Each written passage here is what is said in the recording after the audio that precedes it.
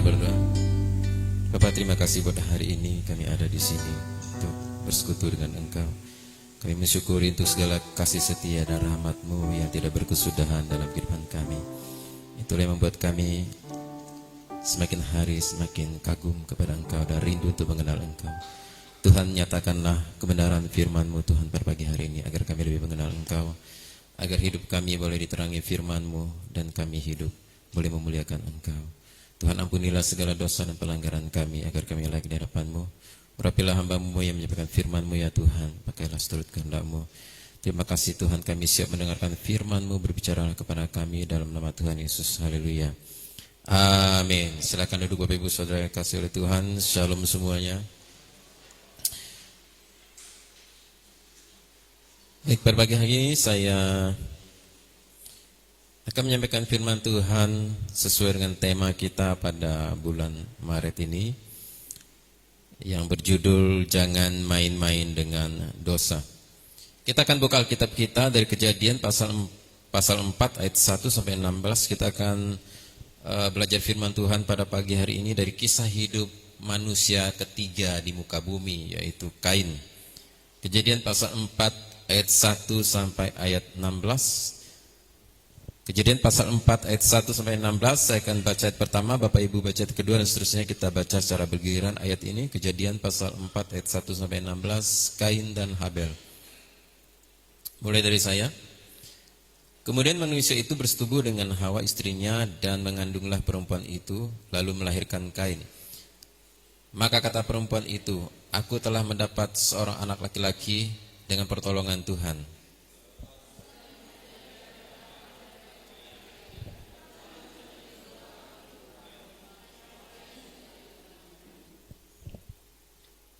Setelah berapa waktu lamanya, maka Kain mempersembahkan sebagian dari hasil tanah itu kepada Tuhan sebagai korban persembahan.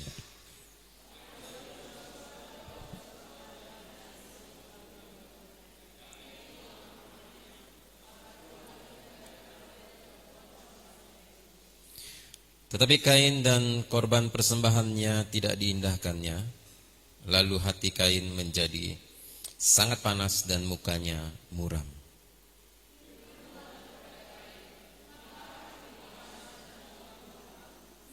Apakah mukamu tidak akan berseri jika engkau berbuat baik? Tetapi jika engkau tidak berbuat baik, dosa sudah mengintip di depan pintu. Ia sangat menggoda engkau, tetapi engkau harus berkuasa atasnya.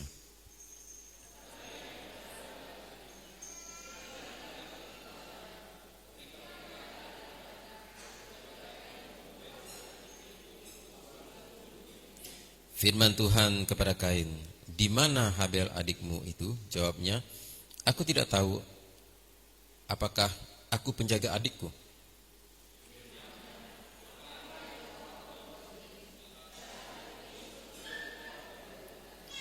Maka sekarang terkutuklah engkau, terbuang jauh dari tanah yang mengangakan mulutnya untuk menerima darah adikmu itu dari tanganmu.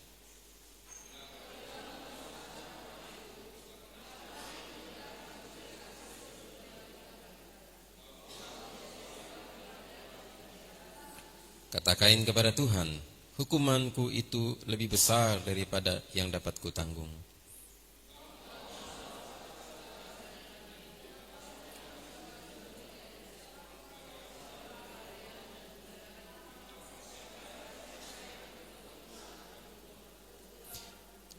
Firman Tuhan kepadanya, sekali-kali tidak.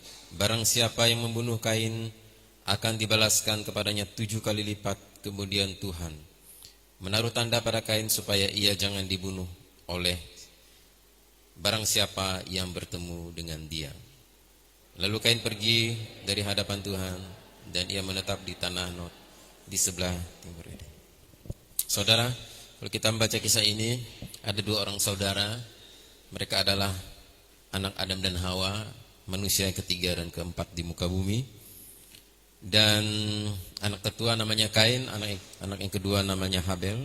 Mereka memiliki profesi yang berbeda. Kain profesinya sebagai petani dan Habel sebagai gembala. Sebetulnya Kain ini sebenarnya memiliki niat baik kepada Tuhan.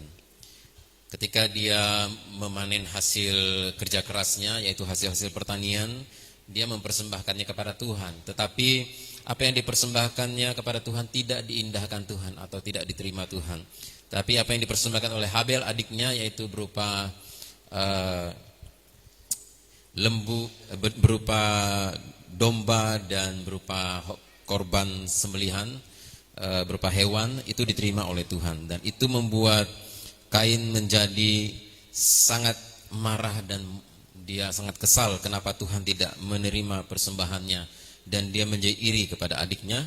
Dan kisah selanjutnya, karena iri hatinya ini semakin memuncak, Kain akhirnya membunuh adiknya sendiri. Dan akhirnya Kain dikutuk dan dia terusir dari tempat kediamannya bersama dengan orang tuanya. Kemudian dia menjadi pengembara di bumi ini. Nah, saudara kasih oleh Tuhan, dari kisah ini kita bisa belajar dari kehidupan Kain ini bahwa jangan main-main dengan dosa. Kalau kita membaca di dalam Kejadian pasal 4 ayat 7 tadi, mari kita baca Kejadian pasal 4 ayat 7, 1, 2, 3. Apakah mukamu tidak akan berseri jika engkau berbuat baik? Tetapi jika engkau tidak berbuat baik, dosa sudah mengintip di depan pintu, ia sangat menggoda engkau, tetapi engkau harus berkuasa atasnya. Tuhan sudah memperingatkan Kain sejak awal bahwa jangan main-main dengan dosa kecil, yaitu iri hati. Kain sudah mulai iri kepada adiknya. Kalau engkau tidak bisa menangani ini, iri hati ini, yang kecil-kecil ini dulu ini, kalau tidak bisa ditangani di dalam hati, maka dia akan meledak menjadi besar. Dan kemudian terjadilah pembunuhan. Dimulai dari dosa kecil, yaitu iri hati, kemudian diwujudkan dengan dosa besar, yaitu pembunuhan, dan yang dibunuh tidak tanggung-tanggung, adiknya sendiri dibunuh oleh dia. Jadi saudara, kita tidak boleh bermain-main dengan dosa. Dosa-dosa kecil seperti iri hati, menyimpan dendam, menyimpan benci, kalau terus-menerus itu dibiarkan, bisa menjadi dosa besar. Itulah yang terjadi kepada Kain. Jangan main-main dengan dosa. Saudara, mengapa tidak boleh main-main dengan dosa? Yang pertama, kalau kita pelajari dari kisah hidup Kain tadi, dosa kecil tidak ditangani, lama-lama jadi besar. Dosa kecil tidak ditangani, lama-lama jadi besar. Di dalam Kejadian pasal 4 ayat 7 tadi, dosa sebenarnya kata Tuhan harus dikuasai. Kamu harus menguasai, karena dia sangat menggoda engkau. Dosa itu sudah mengintip di depan mata. Dan kalau engkau tidak bisa kuasai, akan menjadi masalah besar. Itulah yang terjadi pada Kain. Dimulai dari iri hati, dan kemudian berakhir sebagai seorang pembunuh. Jadi jangan main-main dengan dosa. Tahapan dosa Kain dimulai dari iri hati menjadi pembunuh dan membunuh adiknya sendiri. Di dalam realita, dalam kehidupan sehari-hari juga sebagai orang percaya, kita juga menghadapi dilema seperti itu, saudara. Hati-hatilah dengan bermain-main dengan dosa. Dosa-dosa kecil, misalnya kita menyimpan benci pada seseorang, kemudian menjadi dendam, dan akhirnya bisa menjadi pembunuhan. Nonton film porno bisa berakhir menjadi seorang pemerkosa atau berakhir dengan perselingkuhan. Ketemu dengan teman-teman sekolah reunian atau ketemu dengan mantan, tukar-tukar nomor WA, kemudian curhat-curhatan, akhirnya jadi perselingkuhan. Apalagi kalau saudara sebagai seorang pria punya banyak masalah dengan istri saudara merasa kurang cocok dengan istri, ketemu seorang gadis cantik di warung kopi, lalu berkenalan, dia sangat ramah, dia cantik, dia harum, tukar nomor WA, lalu curhat-curhatan, akhirnya jadi perselingkuhan. Jangan main-main dengan dosa, apalagi dosa-dosa kecil itu dibiarkan, dianggap remeh, itu bisa jadi besar, saudara. Dan kemudian saudara, segelas arak, coba-coba cicip-cicip sikit-sikit, lama-lama dari sesendok jadi setengah gelas, jadi 1 gelas, jadi 2 gelas, jadi 3 gelas, akhirnya jadi 1 botol. Begitulah cara kerjanya, saudara, bagaimana dosa itu dari kecil jadi besar. Nyicip-nyicip narkoba juga begitu, anak-anak muda misalnya. Atau kita yang lagi banyak masalah dalam kehidupan ini, kita bertemu dengan orang-orang yang tidak baik. Mereka mulai menawarkan hidup yang tidak benar, pesta pora. Mereka bilang, coba ini bikin kamu nanti lupa sama kesusahan hidup kamu. Nyicip-nyicip narkoba dikit-dikit, akhirnya jadi kecanduan. Saudara, orang yang kecanduan narkoba, awalnya itu coba-coba, main-main dikit-dikit, akhirnya jadi kecanduan, akhirnya jadi tidak bisa lepas. Saya menyaksikan orang-orang yang terikat narkoba, saya lihat sebenarnya mereka itu anak-anak baik dulunya, tapi sekarang akhirnya menjadi hancur begitu, karena mungkin dari mulai sedikit-sedikit. Makanya jangan main-main dengan dosa-dosa kecil, lama-lama jadi besar. Itulah yang terjadi pada Kain. Dia itu mulai dari iri hati, tidak puas, dan akhirnya dari yang kecil-kecil itu jadi besar. Saudara, kalau saudara bekerja di kantor, di toko, atau bekerja di mana saudara itu bekerja dengan seseorang, kalau orang itu mempercayakan saudara berapa jumlah uang itu yang harus saudara kelola, jangan tergoda untuk coba sikit-sikit, ambil sedikit, ambil sedikit, ambil sedikit, baik itu uang kantor, uang gereja, atau uang di lembaga di mana saudara kerja. Dari sikit-sikit itu jadi banyak nanti saudara, dan jadi korupsi besar, dan akhirnya bisa berakhir di jeruji besi. Nah, itu tidak boleh kita biasakan dari yang kecil-kecil. Jadi kalau ada dosa-dosa kecil yang kita lakukan, harus segera kita tangani. Itu kata Tuhan di dalam ayat 7 tadi. Dia sangat menggoda engkau harus berkuasa atasnya. Kamu harus bisa mengalahkan setiap keinginan-keinginan dosa yang mulai muncul di dalam dirimu.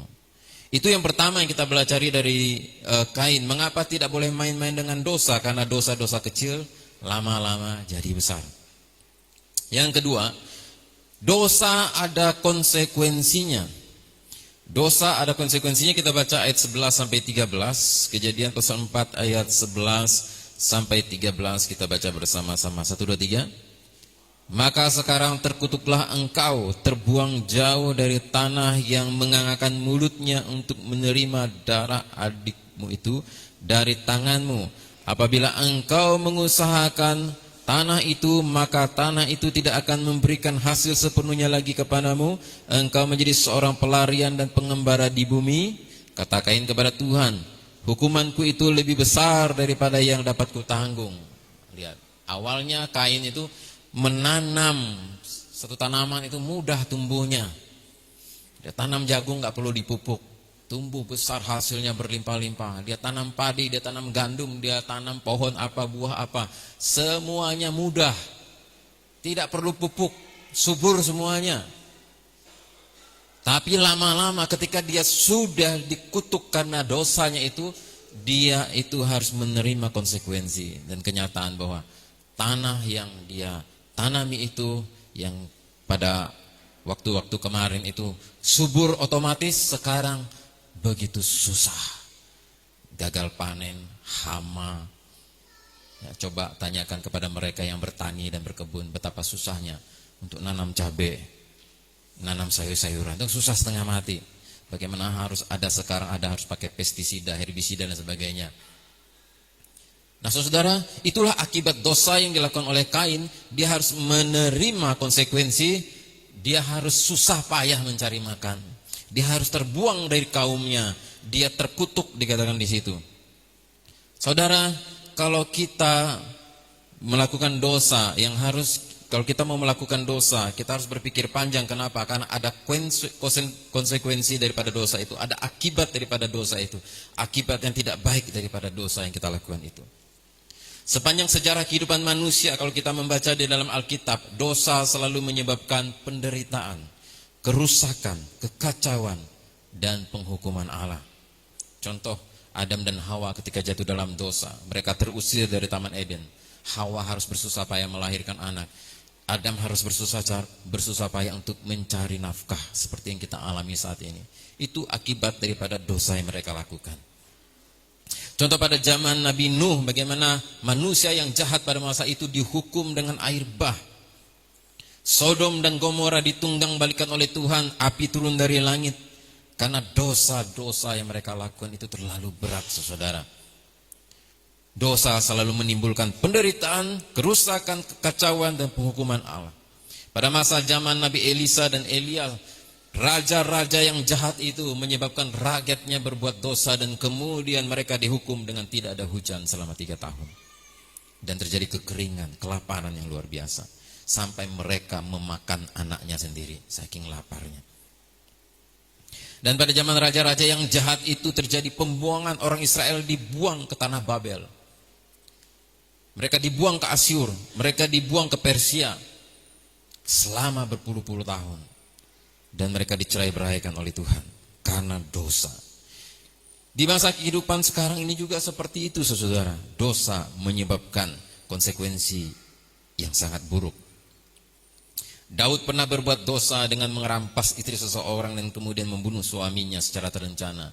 Saudara lihat bagaimana kisah hidup Daud selanjutnya. Dia rumah tangganya kacau balau. Anaknya memberontak, mau membunuh dia. Salah satu anaknya memperkosa anak yang lain. Dan anak yang satu membunuh anak yang lain. Jadi kacau. Gara-gara dosa Daud itu. Tapi Daud pada akhirnya dipulihkan.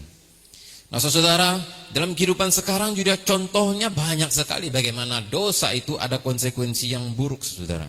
Saya satu kali pernah bawa mobil dari jalur Entada sana balik ke Sekadau. Tiba-tiba di tanjakan itu, mau turun ke rumah sakit. Saya melihat ada sebuah kecelakaan. Saya turun dari mobil, saya lihat apa yang terjadi. Ternyata ada seorang pemuda naik motor King. Dia itu nyebrang jalan salah, nabrak mobil dam yang lewat. Mobil damnya itu udah benar jalurnya. Dan saudara yang terjadi adalah kakinya itu, salah satu kakinya putus, saudara. Jadi kakinya ada di sana, satunya di sini, badannya di sana kakinya. Jadi ini tulang ini keluar seperti tulang sapi.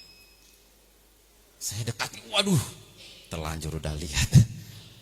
Tidak bisa makan dengan enak rasanya itu 2 minggu saya, aduh mikirkan itu. Dia lihat kakinya begitu, aduh udah gini. Ternyata ketika diselidiki kenapa pemuda ini begitu, ternyata dia pulang dari satu pertemuan, minum arak terlalu banyak. Dia mabuk, dalam kondisi mabuk, dia naik motor pulang, dia itu oleng. Nyebrang ke kanan lalu ditabrak mobil. Kakinya putus, saudara.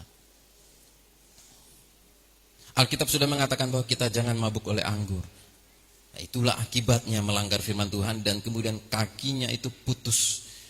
Seorang bapak bawa anaknya gonceng. Anaknya ketika pulang dari satu tempat, ada satu pertemuan, dia sudah mabuk, sudah minum, dia bonceng anaknya pulang. Di Entada, saudara. Ketika dia udah mulai oleng gini bawa motor, nabrak mobil dam. Lalu kaki anaknya dilindas mobil, remuk, saudara. Mati sih enggak, tapi anaknya cacat seumur hidup. Dosa selalu membawa konsekuensi buruk. Lebih buruk daripada yang saudara bayangkan. Dan itulah yang terjadi di dalam kenyataan masa kini, saudara. Dosa, minuman keras bisa menyebabkan kecelakaan, perkelahian, bahkan kemiskinan. Alkitab mengatakan orang yang gemar dengan minyak dan anggur tidak akan menjadi kaya. Saudara boleh lihat wilayah-wilayah yang orang-orangnya suka dengan anggur, dengan arak-arak. Pasti lokasi itu nggak akan kaya orang-orangnya. Saudara boleh tes lihat. Karena itu kata Alkitab. Dosa menyebabkan kemiskinan. Dosa menyebabkan penyakit. Itulah konsekuensi daripada dosa. Dan dosa, perjudian mengakibatkan bangkrut, bunuh diri. Perzinahan menyebabkan keretakan rumah tangga. Korupsi menyebabkan masuk penjara, rusaknya nama baik. Penyembahan berhala menyebabkan hidup dikuasai oleh roh jahat. Dan akibat terburuk dosa adalah Roma pasal 6 ayat 23 mengatakan akibat dosa adalah maut, masuk neraka. Saudara, oleh sebab itu kalau kita ingin melakukan dosa dan bermain-main dengan dosa, ingatlah dosa yang saudara lakukan ada konsekuensi yang harus saudara terima di belakangan nanti. Lakukan hari ini, di belakang nanti akan ada konsekuensi. Tidak ada orang yang bisa lolos dari akibat dosa, enggak ada. Pasti dia akan mengalami akibat dari dosa yang dia lakukan. Dan akibatnya adalah bukan nyaman, tapi penderitaan, kerusakan, kekacauan, dan penghukuman Allah. Ada seorang kakek, dia itu mau menunjukkan keahliannya beratraksi ular kobra di depan banyak orang kampung. Dia menangkap seorang ular kobra yang sangat besar. Wah, dia tunjukkan keahliannya, dia taklukkan ular kobra itu, dia pegang ekornya begini-begini. Ujung-ujungnya saudara, ular kobra itu berbalik dan kemudian mematuk dia 9 kali patukan. Sini, waduh habis dipatuk.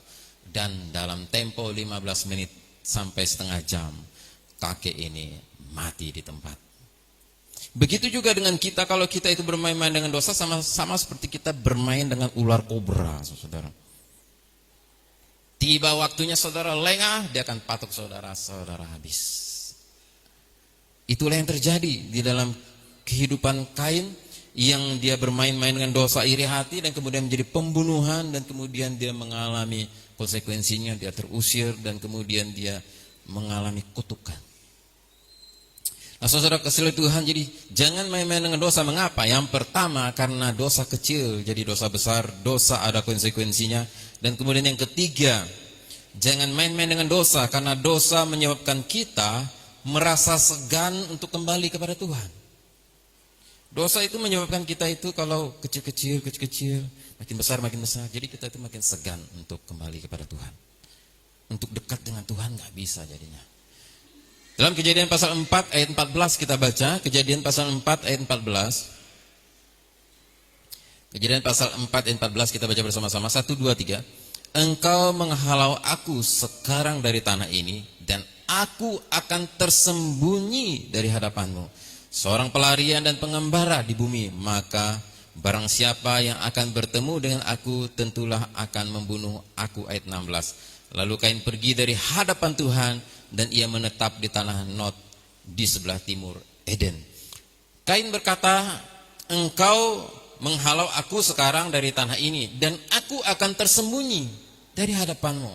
Dia akan tersembunyi dari hadapan Tuhan. Aku akan tersembunyi dari hadapanmu. Apa maksudnya? Dosa menyebabkan Kain terus ingin bersembunyi dari hadapan Allah. Seumur hidupnya ia akan jadi pelarian. Aku akan tersembunyi dari hadapan Allah. Lalu Kain pergi dari hadapan Tuhan. Kain pergi dari hadapan Tuhan. Artinya saudara, dosa itu akan menyebabkan saudara itu menjadi jauh dari Tuhan. Dosa itu akan membuat saudara merasa tersembunyi dari Tuhan.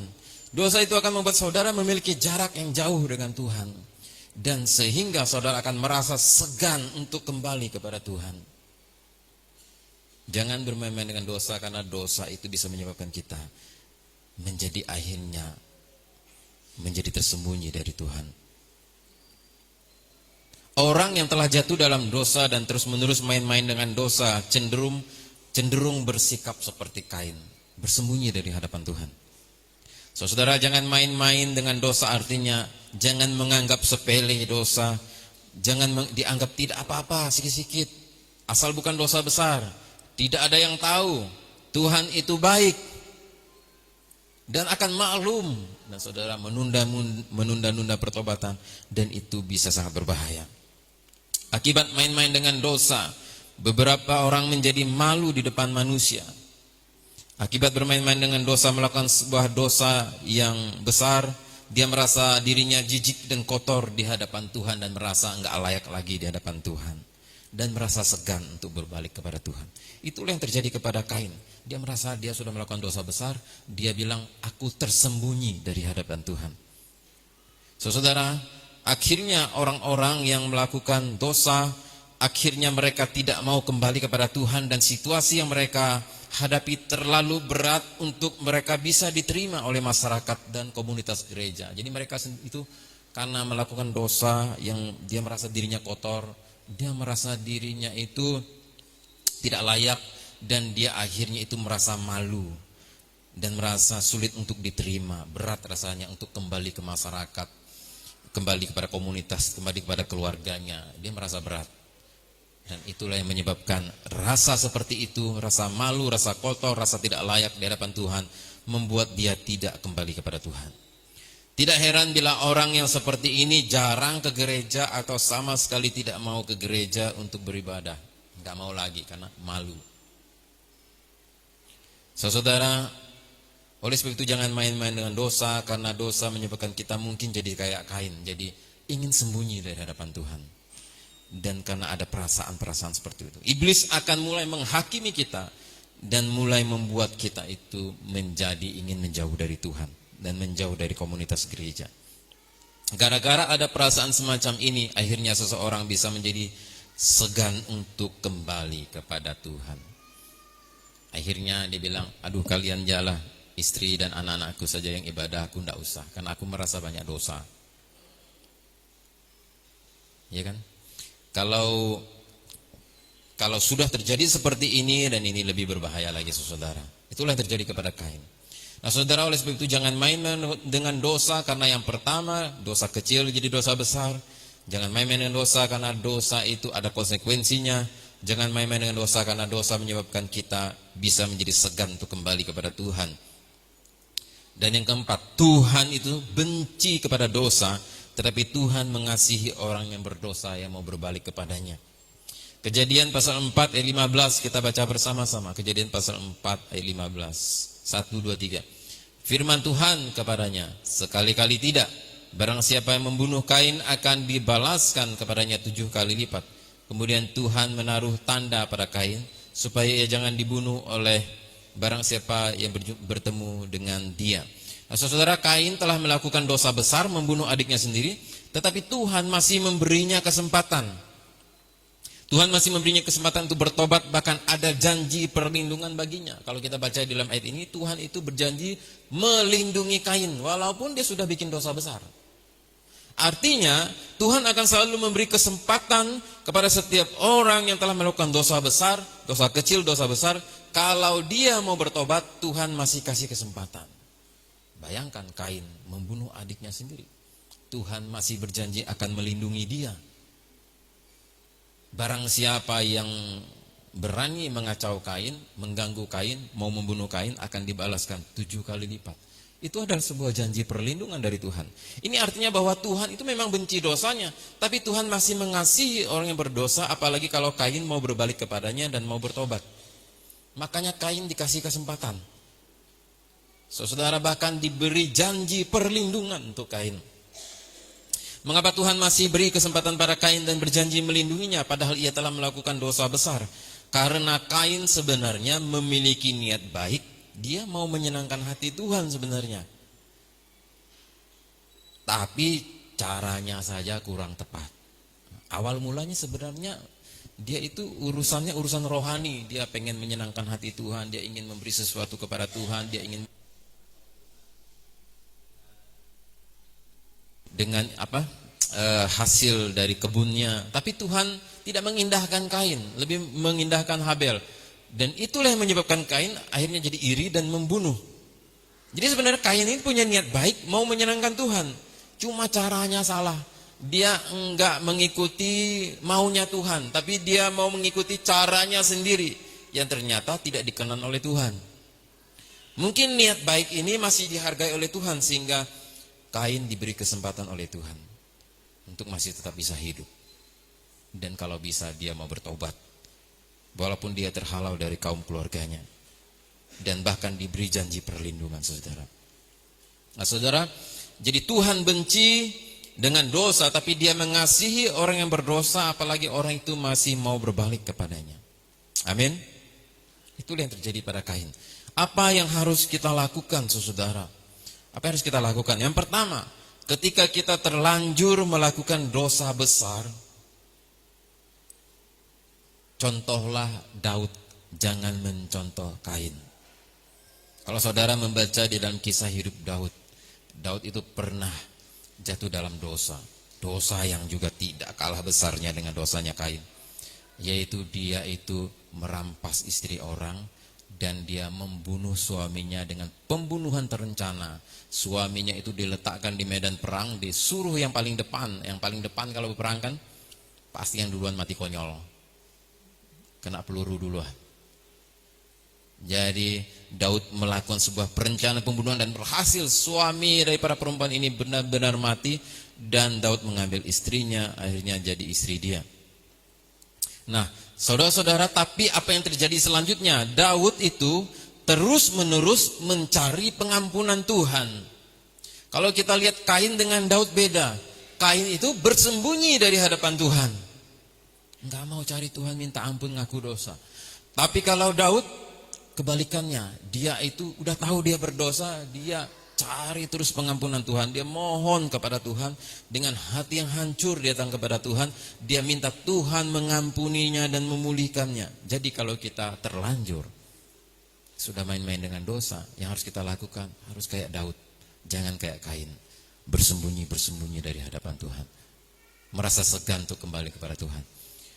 Daud walaupun dia merasa dirinya sangat kotor dan jijik dan hina di hadapan Tuhan, dia terus mencari kemurahan Tuhan. Dia tahu Tuhan itu murah hati. Dia tahu Tuhan itu maha pengampun, maha penyayang.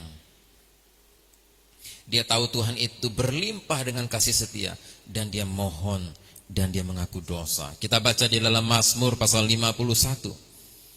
Mari kita buka Mazmur pasal 51, bagaimana Daud mengakui dosa-dosanya di hadapan Tuhan setelah dia melakukan dosa besar di hadapan Tuhan. Mazmur pasal 51, kita baca mulai dari ayat yang pertama, 1, 2, 3. Untuk memimpin biduan Mazmur Daud ketika Nabi Nathan datang kepadanya setelah ia menghampiri Batseba. Kasihanilah aku ya Allah menurut kasih setiamu. Hapuskanlah pelanggaranku menurut rahmat-Mu yang besar. Bersihkanlah aku seluruhnya dari kesalahanku, dan tahirkanlah aku dari dosaku, sebab aku sendiri sadar akan pelanggaranku. Aku senantiasa bergumul dengan dosaku. Terhadap engkau sajalah aku telah berdosa, dan melakukan apa yang kau anggap jahat, supaya ternyata engkau adil dalam putusanmu, bersih dalam penghukumanmu. Sesungguhnya dalam kesalahan aku diperanakkan, dalam dosa aku dikandung ibuku. Sesungguhnya aku berkenan akan kebenaran dalam batin, dan dengan diam-diam engkau memberitahukan hikmat kepadaku. Bersihkanlah aku daripada dosaku dengan hisop, maka aku akan menjadi tahir. Basuhlah aku, maka aku menjadi lebih putih dari salju. Biarlah aku mendengar kegirangan dan sukacita. Biarlah tulang yang kau remukkan bersorak-sorai kembali. Sembunyikanlah wajahmu terhadap dosaku. Hapuskanlah segala kesalahanku. Jadikanlah hatiku tahir ya Allah, dan perbaharuilah batinku dengan roh yang teguh. Jangan membuang aku dari hadapanmu, dan janganlah mengambil rohmu yang kudus daripadaku. Bangkitkanlah kembali padaku kegirangan karena selamat yang daripadamu, dan lengkapilah aku dengan roh yang rela. Aku akan mengajarkan jalanmu kepada orang-orang yang melakukan pelanggaran, supaya orang-orang berdosa berbalik kepadamu. Lepaskanlah aku dari hutang darah ya Allah, Allah keselamatanku. Maka lidahku akan bersorak-sorai memberitakan keadilanmu. Kemudian ayat berikutnya di dalam Alkitab elektronik, di dalam ayat yang ke-17. Korban sembelihan kepada Allah ialah jiwa yang hancur, hati yang patah dan remuk. Tidak akan kau pandang hina ya Allah. Nah, ini doa pengakuan Daud. Kalau saudara baca ini seperti puisi, dia mengaku dosanya di hadapan Tuhan. Itu sangat indah saudara. Dia bilang, Tuhan jangan buang aku dari hadapanmu. Jangan ambil rohmu dari diriku. Paling takut dia dengan itu. Dan dia bilang, bersihkan aku dari dosaku. Dan aku percaya engkau itu tidak akan memandang hina orang yang datang dengan hati yang hancur, yang patah remuk. Orang yang datang dengan hati yang patah dan remuk tidak akan kau pandang hina. Dia datang dengan hati yang hancur di hadapan Tuhan. Aku telah berdosa Tuhan, ampunilah aku. Dia mengakui. Dan akhirnya konsekuensi dosa yang dia alami itu terjadi, dan dia menerima semuanya. Anak dari hasil hubungan gelapnya dengan Batseba mati, dia terima, nggak apa-apa, ya udah, itu hukuman Tuhan. Anaknya memberontak, ada yang memperkosa saudaranya sendiri, ada yang saling bunuh, dia harus terusir dari kerajaannya, dia terima semuanya. Konsekuensinya dia alami semua, nggak apa-apa. Dan dia sungguh-sungguh bertobat, dan kerajaannya dipulihkan oleh Tuhan. Bahkan anak dari hasil dia merebut istri orang dari Batseba itu, Salomo namanya, jadi raja. Kenapa Tuhan pilih Salomo jadi raja? Itu hasil dari anak dari perselingkuhannya dengan Batseba. Karena Tuhan ingin membuktikan, Daud, aku sudah mengampuni dosamu. Anak dari perselingkuhan ini kujadikan raja gantikan kamu. Kira-kira gitu bahasanya. Tapi saya tidak mengajarkan saudara jangan berselingkuh nanti Tuhan ampuni. Jangan. Saudara tidak akan sanggup terima konsekuensinya kayak Daud. Jangan. Walaupun ada kasih karunia dan pengampunan Tuhan, jangan. Karena kalau saudara baca konsekuensinya, ngeri saudara. Anaknya saling perkosa, anaknya saling bunuh, berontak, waduh ngeri. Walaupun ada pengampunan Tuhan, kalau saudara bertobat, jangan. Karena konsekuensinya terlalu berat. Saudara mungkin gak bisa bangkit seperti Daud. Daud memang luar biasa. Dia terima konsekuensinya, dia bertobat sungguh-sungguh, dan dia tidak mengulangi. Dan kemudian saudara lihat bagaimana Tuhan memulihkan Daud, saudara. Jadi kalau kita bermain-main dengan dosa dan kita sudah jatuh dalam dosa, berbaliklah kepada Tuhan, jangan kayak Kain bersembunyi dari hadapan Tuhan. Karena Tuhan pasti akan mengasihi, mengampuni orang-orang yang mau berbalik kepadanya dan yang hatinya hancur remuk di hadapan Tuhan. Bisa dipulihkan oleh Tuhan. Saudara, Kain dimulai dari iri hati, bermain-main dengan dosa kecil. Dimulai dengan iri hati, berakhir dengan pembunuhan kepada adiknya sendiri. Daud dimulai dari iseng-iseng, sudah nggak ada kerjaan, udah santai, udah menikmati hasil perjuangan, udah jadi raja, udah nggak ada lagi yang perlu terlalu banyak dia urusin, pemerintahannya udah rapi, semuanya udah ada sistem, dia santai-santai di atas atap rumah, soto rumah, duduk-duduk sambil menikmati angin, udara sejuk, dia menikmati pemandangan, tiba-tiba dia nggak sengaja lihat ada perempuan mandi telanjang, cantik lah, bodinya aduhai. Ternyata istri orang. Mungkin itu bukan yang pertama, hari kedua, hari ketiga, hari keempat, lihat terus, waduh ternyata sangat menarik. Jadilah dosa. Diambil jadi istrinya, suaminya ditempatkan di medan perang yang paling depan, mati konyol, dia ambil itu perempuan jadi istrinya. Nah saudara, dimulai dari iseng-iseng, dimulai dari nggak sengaja juga, tapi berakhir dengan dosa besar. Tapi Daud berakhir dengan pemulihan, saudara. Kita bisa saja seperti itu, melakukan hal yang sama seperti Daud. Tetapi ingat saudara, jangan merasa segan untuk kembali kepada Tuhan, karena kasih karunia Tuhan begitu besar. Tetapi bertobat sungguh-sungguh dan harus mau menjalani konsekuensinya.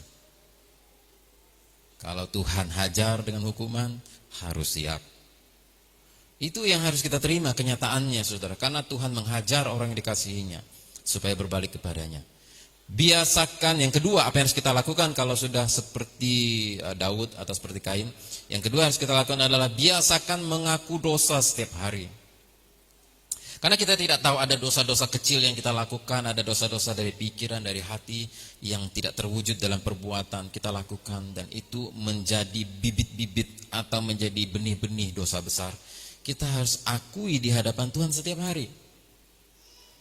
Makanya dalam doa Bapa kami Tuhan Yesus mengajarkan, dan ampunilah dosa dan kesalahan kami. Setiap hari kita harus berdoa minta pengampunan Tuhan, supaya kita itu jangan membiasakan diri untuk melakukan dosa-dosa kecil dan kemudian menjadi besar.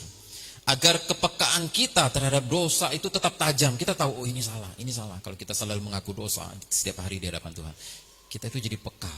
Oh ternyata ini dosa-dosa ini kalau dibiarkan bahaya ini. Jadi kita bisa lebih peka. Seperti misalnya tukar-tukar WhatsApp, nomor-nomor HP dengan mantan, atau dengan reuni, dengan kenalan lama, lalu mulai curhat-curhatan. Nah, itu berbahaya. Itu kalau kita tahu itu salah, cepat hapus nomornya atau kita blokir. Saudara, kita harus biasakan mengaku dosa setiap hari agar saldo dosa kita setiap hari itu nol. Jadi kalau kita itu setiap hari ngaku dosa, saldo dosa kita itu kalau bisa nol setiap hari. Dan kita harus biasakan mengaku dosa setiap hari agar tidak ada dosa-dosa kecil yang kita sembunyikan di hadapan Tuhan. Walaupun kecil-kecil dosanya, kita akui di hadapan Tuhan, itu agar tidak ada dosa yang tersembunyi di hadapan Tuhan. Amin. Dan yang ketiga, apa yang harus kita lakukan? Berhati-hatilah meskipun saudara merasa kerohanianmu cukup kuat hari ini. Saudara ini merasa, wah, rohaniku sudah cukup kuat, aku sudah tahu banyak firman Tuhan. Setiap hari aku ada lihat renungan harian, setiap minggu aku ada ke gereja, aku pelayanan. Saudara, kalau engkau merasa rohanimu cukup kuat seperti itu, hati-hati juga. Jangan kau merasa engkau itu kebal seperti Superman. Tidak ada manusia di muka bumi ini yang kebal dengan dosa. Selama saudara itu terdiri dari daging dan tulang, dan daging ini, saudara tidak mungkin kebal dengan dosa. Saudara pasti masih bisa berbuat dosa. Berhati-hatilah dengan kerohanianmu. Jangan kau merasa sombong, kamu sudah cukup kuat secara rohani, enggak akan mungkin bisa berdosa. Saudara, jangan main-main dengan dosa. Karena dosa-dosa kecil, kalau dibiarkan, saudara main-main dengan dosa kecil, walaupun rohanimu kuat, lama-lama kamu bisa mati secara rohani kalau dosanya sudah menjadi besar. Amin. Jadi itu yang harus kita lakukan. Kita harus waspada. Hati-hatilah, janganlah bermain-main dengan dosa. Yang pertama, karena dosa kecil tidak ditangani, lama-lama jadi besar. Dosa ada konsekuensinya, dan Tuhan itu membenci dosa tapi mengasihi orang berdosa dan memberi kesempatan bagi mereka yang mau bertobat. Jangan main-main dengan dosa, karena dosa bisa menyebabkan kita merasa segan untuk kembali kepada Tuhan. Seperti Kain yang bersembunyi dari hadapan Tuhan. Dan apa yang harus kita lakukan? Kalau terlanjur berdosa, kita contohi Daud, jangan Kain. Dan kemudian biasakan mengaku dosa setiap hari, agar dosa kita itu saldonya nol. Agar kepekaan kita terhadap dosa masih tetap tajam. Dan dosa kecil tidak ada yang kita sembunyikan di hadapan Tuhan. Dan berhati-hatilah meskipun kita merasa kerohanian kita kuat, karena kita ini tidak ada yang kebal dengan dosa. Terakhir kita akan baca 1 Yohanes pasal 1 ayat 8 sampai 10. 1 Yohanes pasal 1. 1 Yohanes pasal 1 ayat 8 sampai ayat 10. 1, 2, 3. Jika kita berkata bahwa kita tidak berdosa, maka kita menipu diri kita sendiri dan kebenaran tidak ada di dalam kita. Jika kita mengaku dosa kita, maka Ia adalah setia dan adil, sehingga Ia akan mengampuni segala dosa kita dan menyucikan kita dari segala kejahatan. Ayat 10. Jika kita berkata bahwa kita tidak ada berbuat dosa, maka kita membuat Dia menjadi pendusta dan firman-Nya tidak ada di dalam kita. Jadi maksudnya begini saudara. Saudara merasa kerohanianmu sudah cukup kuat, kamu rajin baca firman Tuhan, kamu sudah merasa cukup rohani, dan kamu bilang kayaknya aku gak ada dosa deh. Kayaknya aku orang baik deh, gak ada dosa. Jadi gak kayak dia, bikin dosa gini-gini. Saya itu orang baik-baik. Masyarakat juga tahu saya orang baik.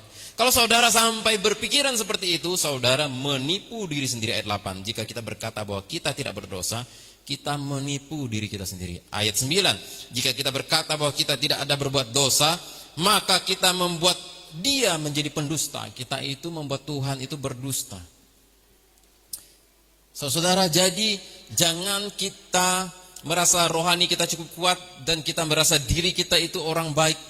Dan kita merasa diri kita tidak ada dosa, kita jarang ngaku dosa di hadapan Tuhan. Jangan. Karena itu kita menipu Allah dan kita menipu diri kita sendiri. Tidak ada orang yang tidak berbuat dosa setiap hari. Maka yang harus kita lakukan dalam ayat 9, jika kita mengaku, yang harus kita lakukan, akuilah dosamu di hadapan Tuhan. Itu kecil, itu besar, akui saja di hadapan Tuhan. Maka Ia adalah setia dan adil, sehingga Ia akan mengampuni segala dosa kita dan menyucikan kita dari segala kejahatan. Bukan hanya diampuni, tapi disucikan dari segala kejahatan. Jadi itu yang harus kita lakukan. Jangan kita merasa sombong, kita ini nggak ada dosa, karena merasa cukup rohani. Tetapi kita harus selalu mengaku dosa kita setiap hari di hadapan Tuhan. Karena kita pasti berbuat dosa setiap hari. Baik dari pikiran, hati, dan perbuatan kita. Dan Tuhan berjanji, Ia setia dan adil akan mengampuni dosa kita, menyucikan kita dari segala kejahatan. Jadi saudara-saudara, kita pelajari dari kisah hidup Kain hari ini.